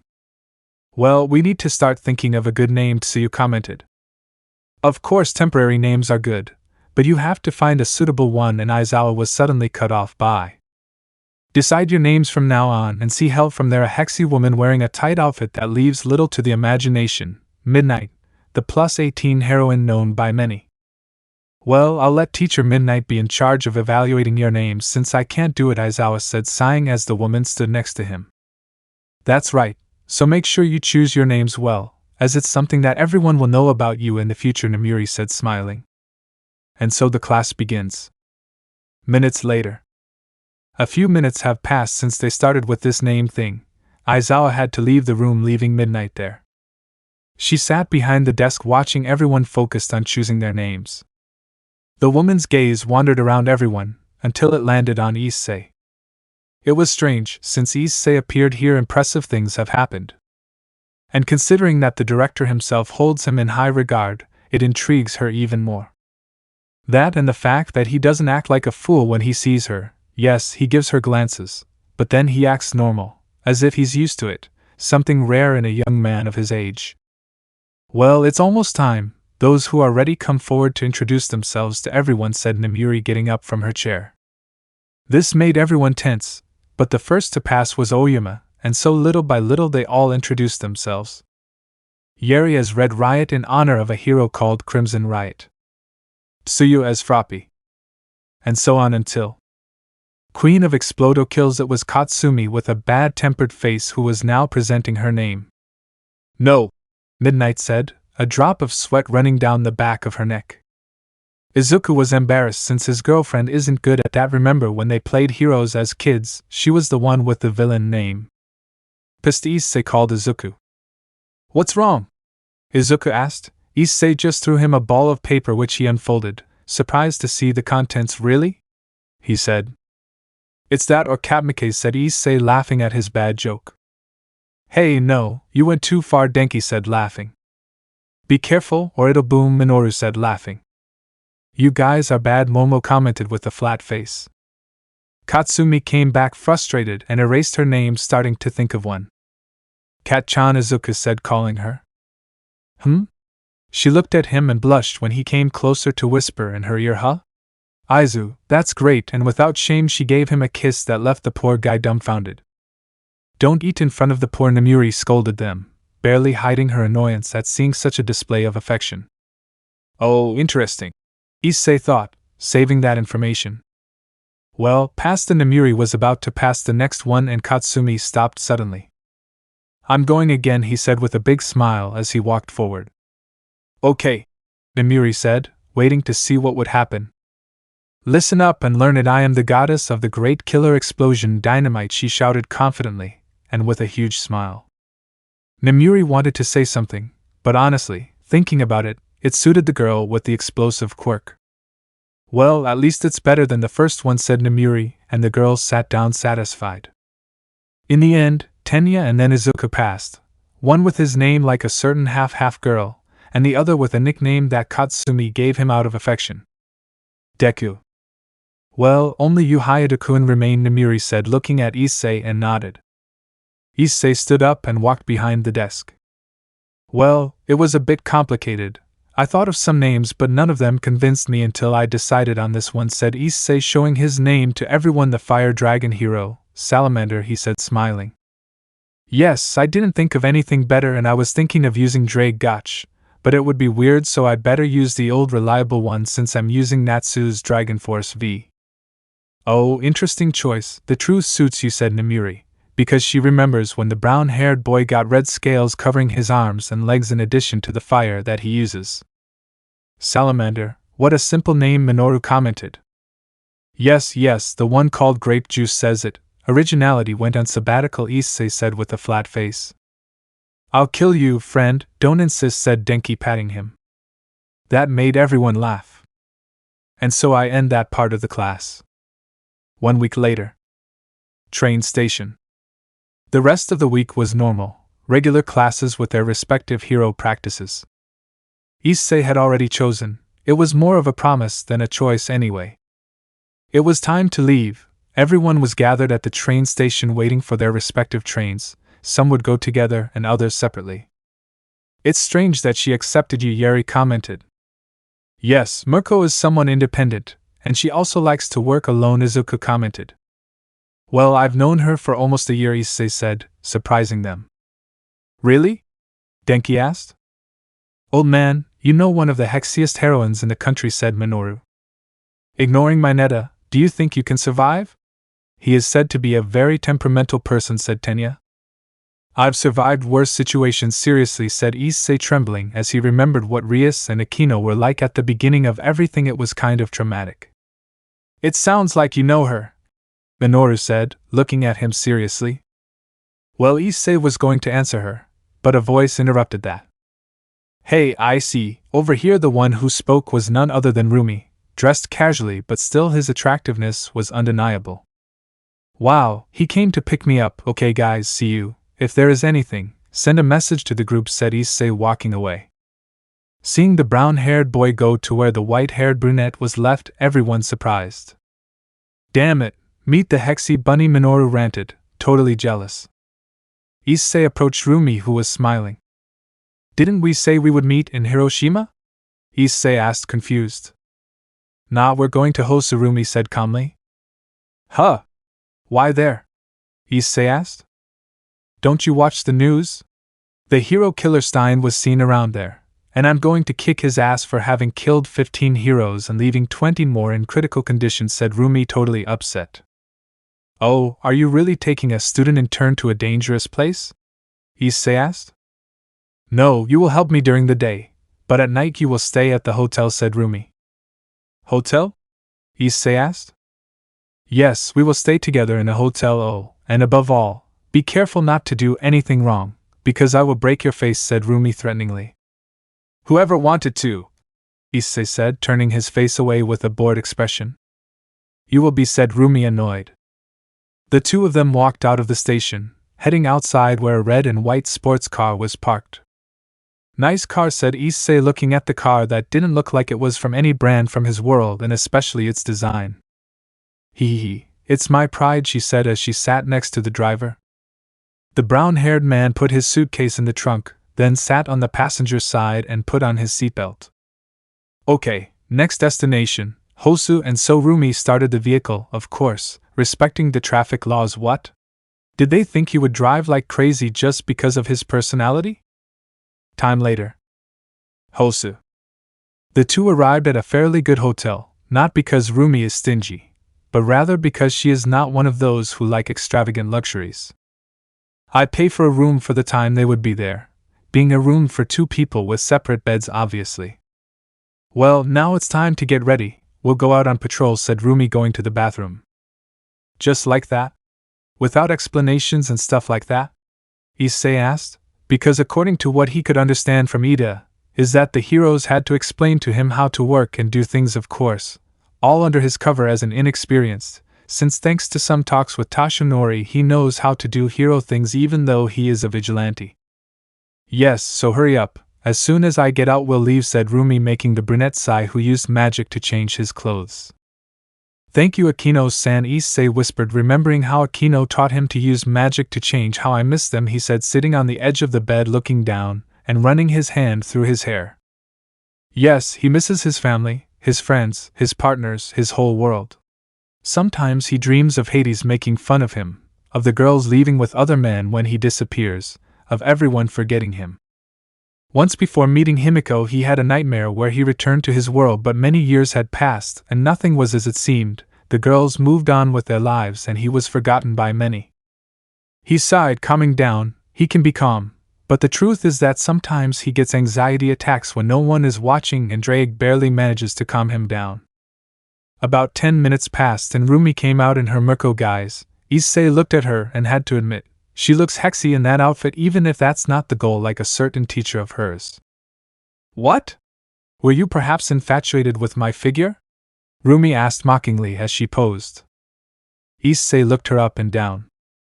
I'm not a thighs person, but yours are amazing, Issei said, standing up and stretching. That took the brunette by surprise, who blushed a little but then recovered. It seems that someone isn't afraid of being hit, Rumi commented jokingly. I'm just being honest, and now let's go. I want to see that you're going to show me your hexy figure too, said Issei, walking towards the door. Rumi just looked at him and said nothing. The two were now walking through the streets. Rumi may be someone who spends her time moving quickly, but with Issei by her side she had to be by his side and thus instruct him as they did at the time. So, let's keep an eye on the area. If anything happens, just limit yourself to watching unless I feel it necessary for you to do something, said Rumi. Of course, Issei said, looking around, seeing what this city was like, since he has only come here at night on a few occasions. They walked for a long time. There wasn't much activity, and that's normal. You can't always stop super powerful enemies that appear almost always. So it was quiet. They spent their time chatting until they ended up sitting on the edge of a building eating some hamburgers. So, are you going to look for Stein? Issei asked. Yes, that guy has already done a lot of damage. He must be stopped immediately, Rumi said, frowning. But what if something happens to you? Issei asked. Oh, are you worried about me? Rumi asked jokingly. Yes, I'm worried that something might happen to you, Issei said, sounding serious, surprising Rumi. She didn't say anything. She honestly didn't expect him to be so serious about it. You don't have to. I'll be careful with that idiot, Rumi said, somewhat embarrassed by Issei's concern. I hope so. I don't want to know that you were just another one of Stein's victims, said Issei without seeing her, looking into nothing. Rumi saw it. It was strange. Very few times they have worried about her so sincerely, and that Issei did it does not displease her. In the end, Issei went to the hotel, leaving Rumi there. She would go out to look for the place for the criminal. Issei for his part waited half an hour before entering his Sekiryuutei role to go out and see that nothing strange was happening in the city, thus ending his first day of hero training normally. Chapter 25. The next day. It was officially the first day of his hero training, and the brunette got up early to train. Rumi returned at 2 in the morning, and after showering she went straight to bed so Issei wouldn't bother her until later. The chestnut left the hotel and began to jog. As he did so, a thought came to his mind. What could it be that put Ryutimer on alert? Thought the brown-haired boy, remembering the encounter with his familiar. Ryutimer was powerful by familiar standards, and the fact that because of that feeling he had to create more arsenal for a possible confrontation was something that sometimes kept him awake. Was it perhaps some powerful enemy? Could it be that some ancient evil from the level of Trihexa will appear on Earth? Will it be like Dragon Ball, where after a powerful enemy comes another even more powerful one. The truth was worrying, a lot in fact. His greatest achievement was unlocking the full form of the Diablo's dragon, and that was despite the fact that the greatest enemy he faced alone was Angra Mainyu, since with Hades he had to team up with Vali. This is worrying, a lot, and it only makes him anxious, and he also wants so badly to go back to his world and see that everything is okay. HAA, there's no point in thinking when there's no way back, he whispered and noticed that he had already finished his routine. Wow, how time flies when you think about important things, he said, surprised. Without further ado, he returned to the hotel room. Even with those thoughts in mind, this was certainly something that kept his mind busy at times. Upon arriving at the room he shares with Rumi, he found her leaving the room in light clothing. Issei looked at her, swallowed hard and blushed a lot. What's more? Shit, not now, he thought, feeling a certain area of his body wanting to wake up. Rumi, who was still half asleep, barely noticed the paralyzed Issei looking at her when she passed by him. Oh, good morning, she greeted and then yawned as she walked to the refrigerator in her room and read over, searching for something inside. Issei looked at his rear, it was huge. Rumi felt his gaze, looking over her shoulder, and smiled as she wiggled her butt more. Do you see anything you like? She asked, and that was enough. Issei ran to the bathroom, slamming the door. Ha ha ha, she just laughed at his reaction and continued looking for something to drink. Pulling out a bottle of water from the back, he took it but then thought of something. Wait, why did I do that? She asked herself, because she wasn't one of those who shake her butt at a guy, nor was she that provocative with her ex-boyfriends, but she didn't want to deny that being close to Issei provoked something in her. It was strange, but it possibly has to do with her quirk. Issei let out a sigh after bathing. He had to put himself in ice-cold water to lower his erection. He didn't want to be found masturbating since it would be uncomfortable. Ha ha ha ha, look at him now, acting like a saint. You better calm down, buddy, because that rabbit is throwing pheromones without realizing it, and you might end up attacking her, and that will lead to problems with your fiancés, said Drake, surprising Issei. Is she really releasing pheromones? Is it even possible? Issei asked. Whether it's because of that so-called quirk or not, she's a rabbit. Rabbits are very sexually active animals, doesn't the expression? They buck like rabbits. Tell you something? Said Drake, making Issei feel nervous. But don't worry, as much as I want to know that they already took away your virginity, I respect that you are someone faithful, so I will help you in those moments where you fall into temptation, said the dragon. Oh, thanks. I don't want to be an unfaithful idiot, even if I have a harem. Issei thanked him as he put a towel around his waist and left the bathroom. When he did, there was Rumi with towels in hand watching him. Phew, she whistled while looking at Issei's marked body, but she also noticed several scars that he had for a boy of your age. You have a very good body, she commented and looked down. Now I want to know, how will you be there? She asked jokingly. Issei covered his lower part and walked away quickly. Ha ha ha ha, she just laughed at that. It was fun to mess with him, although, what will it be like? She wondered as she undressed inside the bathroom. Issei for his part was embarrassed. For someone like him who has only been praised by his girlfriends, receiving praise from a hexy woman apart from them is lethal. It happened to him with Roigun, and the girls got angry. Without further ado, he went into his room and changed his clothes, wearing his elegant suit and putting on a mask to cover his identity. It is a suit that I had made by the Academy's technicians. It was made of good material, but it took time because it required specific labor to create it, which is why it arrived yesterday afternoon. Yes, the Joker costume as a person, but with a red trench coat. I couldn't find a better representation than that, and the truth is that it would be cool in a certain way. He looked in the mirror and agreed. Wow, even a toad can become a handsome man if he dresses well, said Drake. Thank you for the praise. Coming from you, it flatters me greatly, Issei said sarcastically. Of course, buddy, you can always count on me, said Drake, making the brown-haired boy sigh. Issei waited in his room for Rumi to call him, not wanting any more awkward moments between them. Shortly after, Rumi and Issei were walking through the streets of the city. The suit looks good on you, said Rumi, looking at the brown-haired man's suit. Thank you, honestly the support course people did great, Issei said, smiling. The two walked for a while, being greeted by people. Rumi yawned. She was still tired. Come on, I'll treat you to breakfast, Issei said, pointing to a family restaurant on the corner. Of course, she said, following the brown-haired boy. Upon entering, both of them attracted a lot of attention, but they calmed down since it was not unusual for heroes to come to eat in places like that. Issei and Rumi ordered their respective breakfasts and went to some tables away to eat in peace. I was starving, Rumi commented. It shows, said Issei, seeing the amount of food she had on her tray. What? Is there a problem? She asked. No, not at all, said Issei, not wanting a problem with her. For your information, my body consumes large amounts of calories that are burned as I do my work or train. That's why I always maintain my hexy figure as it is, said Rumi, all proud of that. I know, said Issei, looking surreptitiously at Rumi's figure, although she noticed him and smiled mockingly.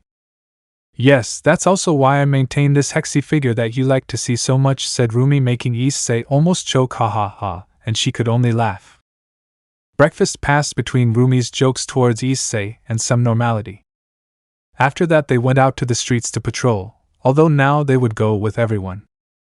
Okay, it's time for you to keep up with me, so let's move now, said Rumi, jumping hard and lifting her almost 20 meters to the top of a nearby building.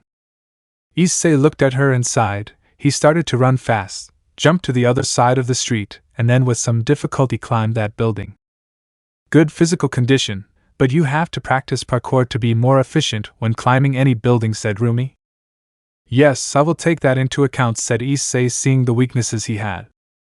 Well, let's move, maybe we'll find something interesting, said Rumi. Or we run into Stein, Issei said. If we do this, you leave me alone, Rumi said seriously, making it clear that this was not a game. I understand, said Issei. But obviously he wouldn't back down. Stein doesn't scare him. He lost the fear of facing his enemies a long time ago. Anyway, while we're at it, I'll help you with parkour. I've been good at this since I was a student, Rumi said proudly. You must have been someone problematic, Issei commented. Yes, and thanks to that I am who I am today, said Rumi proudly. The most problematic heroine? Issei asked mockingly. Do you want me to kick you? Rumi asked. A kiss is better, said Issei. I wish, said Rumi, laughing at Issei now. Yes, walking, and with that she took another jump towards another building. This will be a very hectic day, Issei said as he ran and jumped using a lot of strength in his legs. He had to practice more on this. The two spent their time moving around much of Hosu, stopping the occasional robbery or minor crime. Issei proved to be strong by stopping a guy who had a quirk that made him bigger and more muscular, using a powerful punch. It was during those rounds that Issei ran into Ida alongside the hero he chose for these practices. He greeted him from afar as Rumi didn't stop for anything other than eating or kicking ass. The rest of the first day was normal. The brown-haired boy stayed for a while Rumi returned to the search for the hero killer. The brown-haired boy was in his room lying on the bed reading the messages from the chat group that Class 1A made. Grape juice, I'm telling you, this woman is the devil himself. Pikachu, I don't think it's that serious. Yuri, yes, old man, it can't be that bad to be with empty lady. Jairu, yes, you are an exaggerated crybaby. Ochako, was it really that bad? Grape juice, nobody understands me. Ha, they caught you for a fool, XD. Grape juice, Buck, you motherbucker, you must be enjoying watching Mirko's hexy ass. Grape juice was kicked out by Yamamoto. Pikachu F. Zero F. Sugarman F. Yuri F. F. Pinky, ha, it's my Netta after all. Jairu, good one Yamamoto. Yamamoto, I won't tolerate that stuff in this group. Ha, poor my Netta, what happens to him for saying those things, said Issei amused. Everyone has been chatting in the group for a while now, sending some photos, telling others about their first experiences, and so on. It was entertaining to read the many messages from his peers. Izuku wasn't answering the group since, according to what he told him in a separate message, he was listening to Katsumi complain about how her first day went. He pitied him and praised him at the same time. First, for listening to his explosive girlfriend rant about her day, and second, because he's one of those guys who takes the time to listen to his girlfriend even in that way. Although he is not one to talk about pity, because sometimes he had to listen to any of his girlfriend's problems, including Roswise. When she gets drunk, she becomes more whiny and saccharine, having to be with her and prevent her from rapping him. Well, it's time to leave, Issei said, closing the door to the room to leave using a transportation circle. He appeared in the largest building in the city, a corporate building, where he had a good view of it. Without further ado, he entered his balance breaker and flew at a moderate speed looking for crimes to stop. The brown-haired boy watched the darkest places in the city. Maybe he would run into the hero killer there, he didn't know, anything could happen. Then something happened, something that stopped him dead in his tracks in the sky. A small red magic circle appeared on his left ear. Someone was calling him, and he answered. Machi Machi, he said with the hope of hearing a familiar voice on the other end. Elsewhere. In a forest far from all civilization, it was dawn. The chirping of birds could be heard along with the wind moving the leaves. A peaceful landscape. At that point, on this long, green plain, something began to happen. First there was a spark, then a few seconds later another, then another, and so on until something started to happen. The nearby little animals fled, frightened by the strange event. Then a black dot appeared a few meters above the ground, then it expanded until it was a portal. The portal was ejecting things, such as papers, pieces of metal and electronic instruments, at that. Kaya, a girl? The girl was sent flying at high speed until she rolled on the ground for several meters and the portal then closed. The girl, with crimson red hair, was left with her clothes somewhat torn after the impact. She was wearing a black sweater and blue jeans along with white shoes, of course, all torn and damaged in some parts. Ouch, she complained a little as she got up from the ground. As she did so, she looked around. Could it be that? She opened her eyes suddenly as she created a magic circle of communication trying to connect with someone. But nothing. Come on, she said when. Machi Machi said, that voice that made her have tears in her eyes, tears of happiness. To Issei, said the girl with great happiness upon hearing that voice she had not heard for a while. Rias? Issei asked from the other side. Yes, it's me, she said, smiling happily. Rias Gremory arrived in the world of heroes. Chapter 26. With Issei. Issei was still static at a great height, although he had already been seen by several passers-by who were already recording him and some reporting him to the nearest heroes. The chestnut tree was static. Issei, are you still there? Asked that voice that the brown-haired boy has been longing for a long time. Rias, is it really you? I'm not hallucinating, right? Issei asked with his heart pounding. Yes, it's me, you're not hallucinating. Issei. Rias's voice showed the happiness she was feeling at this moment. Issei moved, disappearing in a red flash barely noticed by the people. The chestnut tree walked away from the city, disappearing from anyone's sight. Hearing Rias's voice after several months since she came to this world, made him so euphoric that he didn't even know what he was doing. Where are you? Issei asked somewhat desperately. I don't know, but don't worry, I want to see you too. It's just a matter of guiding me through your pieces so I can get to where you are. What Rias said stopped Issei in his tracks. He was now in the sky somewhere in China. I'm sorry, it's just that I've been here for almost a year. I missed you all so much. Hearing you just made me want to find you, said Issei, calming down and descending, seeing that he was over a large forest. Wait, almost a year? Rias shouted in surprise. Yes, it's been a little over 10 months since I came to this world. Wait, how much time have you passed since I disappeared? Issei asked, confused by his fiancée's outburst. I see, in our world it's only been a month since you disappeared, Rias revealed, shocking Issei. A month? Issei said, shocked. I already felt the pieces. Wait a few seconds, Rias said, cutting the call. Issei was sitting on a fallen log in front of a river that runs through the forest. Hearing that it's only been a month since Hades sent him into this world is shocking. Shortly after, a magic circle with the Gremory crest appeared 2 meters from where he was. And Rias Gremory made an appearance. Seeing her, his dismay disappeared and he went straight to hug her. Rias waited for him too, hugging each other before giving each other a kiss that showed how much they missed each other, although Issei's was more passionate, something that Rias loved. After a few long and pleasant minutes, they separated a little without breaking the hug, looking into each other's eyes. "I miss you," Issei said, totally happy.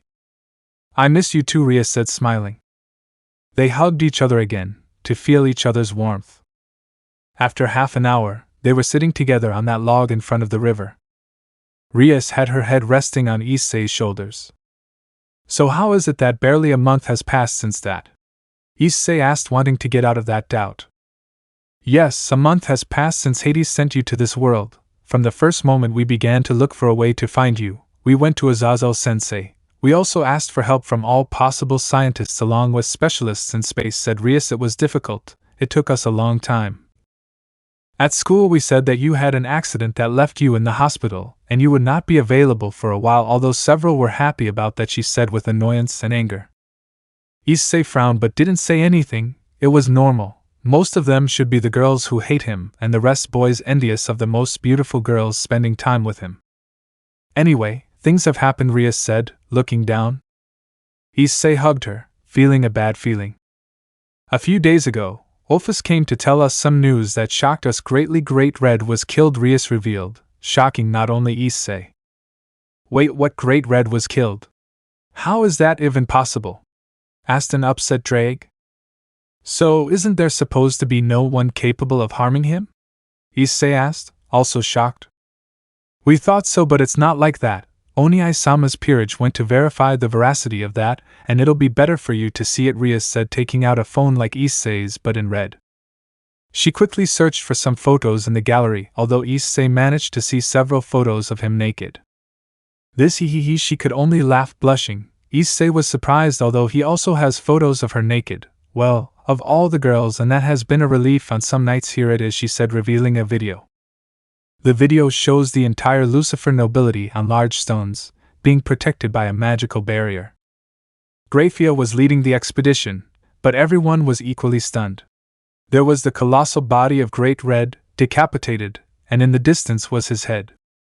The group was alarmed. They took photos, but then they saw a series of mechanical beings approaching. They shot silver rays at the group.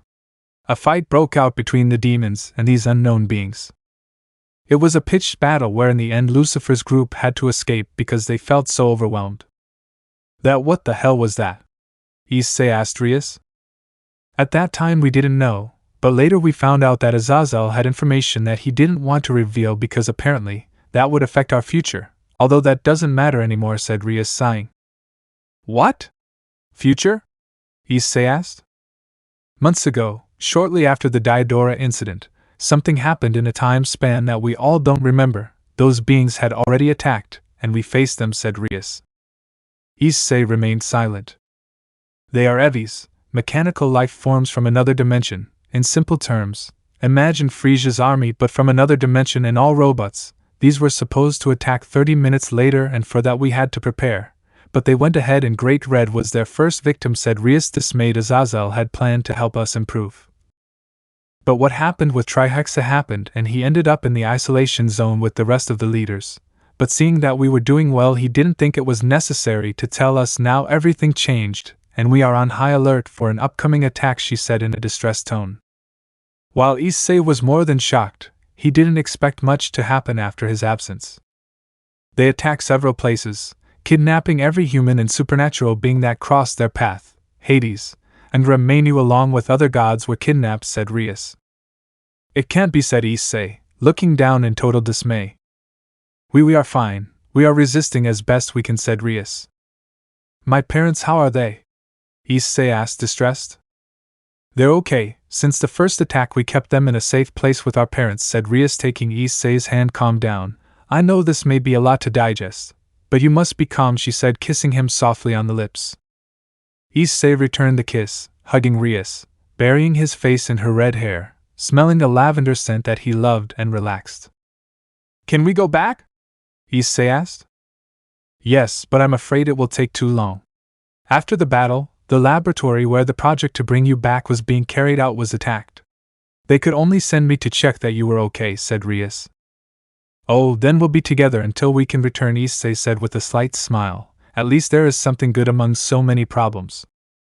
Yes, according to Ajuka-sama, it would take a week to prepare everything, as long as everything goes well on the other side, said Rias. I hope so, Issei said nervously. They stayed silent for a while, a comfortable silence, together, making up for some of all that lost time, which for Issei was almost a whole year. And what are you doing now? Rias asked, breaking that silence. Well, by chance, I became a student at a hero academy, said Issei, surprising Rias. What do you mean, heroes? Rias asked, surprised. Let me tell you what kind of world this is, said Issei, taking a breath to begin to tell him in a summarized way what his life is like here. An hour passed. Rias was surprised. She didn't expect her Issei to end up in a world where most of the world's population has powers. There are heroes and villains, and now he attends a specific academy for heroes. It is a very peculiar world, Rias commented, surprised. That's what I thought when I met the heroes here. But oh well, said Issei, and then hugged Rias tightly. I'm happy that you're here, he said happily. Rias smiled and returned the hug with the same intensity. I'm also glad to finally hug you, Rias said, smiling. After a while they separated and stood up. Well, since you're here, we should go back to the apartment where I'm staying, Issei said, and she agreed. Oh, where's that girl you told me about, the one who confessed to you? Rias said, looking at Issei, arching an eyebrow. In my defense, I did not help her with that purpose, said Issei, raising his hands. Rias sighed and shook her head. I know, she said, understanding that her fiancé has a peculiar way of making contact with the opposite sex anyway. Let's go now. Didn't you say you were busy learning from a heroine? She asked, looking at Issei. Right, Issei said, remembering Rumi. So he activated the armor and then took Rias, and to the redhead's surprise, a red magic circle appeared in front of them so that the wind doesn't affect you, and without letting her speak, he took flight, moving at a surprising speed. It was only a few minutes before it reached Japanese soil, with only a red trail visible that disappeared within seconds. In the end, the brunette and the redhead arrived at Mizudafu, at the apartment complex where Issei and Himiko live. Issei undid the armor and descended with Rias onto the roof of the building. Issei silently guided her inside, then they walked until they reached the door of the brunette and blonde's apartment. They entered, finding a quiet apartment given the time of day. At that moment, someone quickly came out of the room of Issei. It was Himiko, who was wearing a red shirt that belonged to Issei. Her hair was loose, which gave her a different appearance than usual. Izzy, said Himiko excitedly, to stop that joy and move on to bewilderment upon seeing the redhead holding Issei's hand. Who is she? She asked with a clear tone of jealousy. Well, she is. Issei was about to introduce her when Rias got there first. Rias Gremery, Issei's fiancée. Rias introduced herself calmly, looking at a surprised Himiko. Pro fiancé. Himiko screamed in surprise. But then she remembered something. The talk she had with Issei, and everything made sense. She's from your world, she said, shocked. Yes, she is from my world, but lower your voice or you will wake up the neighbors, said Issei. Within minutes they were sitting at the table where they ate, with a cup of tea each. I didn't expect your fiancé to be so beautiful, said Himiko, calmer now, surprised by Rias' beauty. I know, it's amazing to know that he's with me, Issei said happily. Rias smiled fondly upon hearing that. Wait, so I have to ask her permission to be with you? Himiko asked, and Rias looked at Issei with a raised eyebrow. Ugh, cough. Issei almost choked on his tea, earning a few pats from a shaking Rias, who sighed. Anything to tell me, Issei? Rias asked curiously. Well, you see, Issei doesn't know what to say. Simple, I love Issei. He was the only one who has helped me and understood me for so long. He gave me a home and food. He didn't try to take advantage of me, and he also didn't hit me after.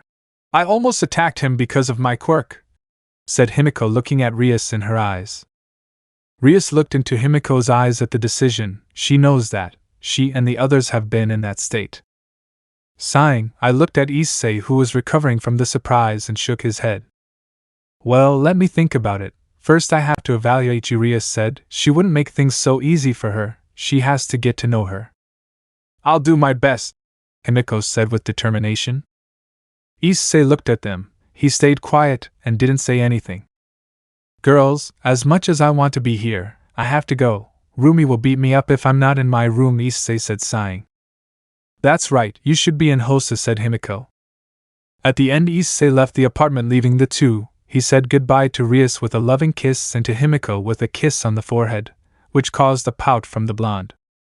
Calm down, everything has its time, and I know that Issei still doesn't feel completely comfortable with this thing about him liking you, Rias said, looking at the blonde. Why? Doesn't he like me? Himiko asked, confused and somewhat hurt. It's complex, but no girl wanted Issei and he went through a lot after meeting us, said Rias. He didn't tell me that, Himiko said. Well, he doesn't like to talk about himself much, Rias said.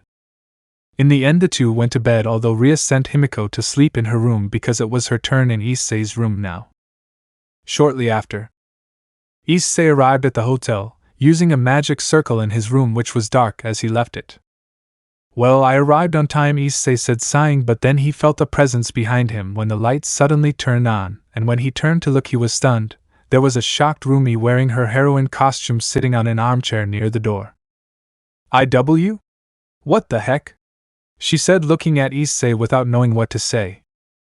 Issei looked at the woman. She was obviously shocked. She didn't expect to see that, and the brunette was so foolish to trust her.